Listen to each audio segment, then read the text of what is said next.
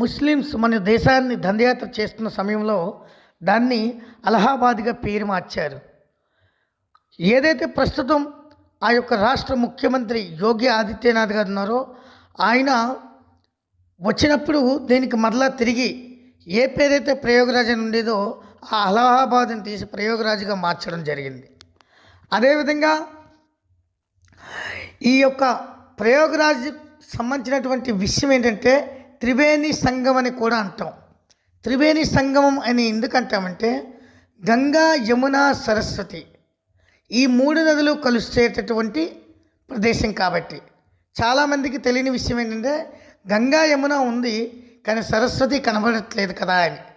నిజమే, ఈ యొక్క తల్లి భూమాత అయినటువంటి తన గర్భంలో సరస్వతీదేవి అంతర్వాహినిగా ప్రవహిస్తూనే ఉంటుంది కానీ అదే ప్రదేశంలో కలుస్తుంది.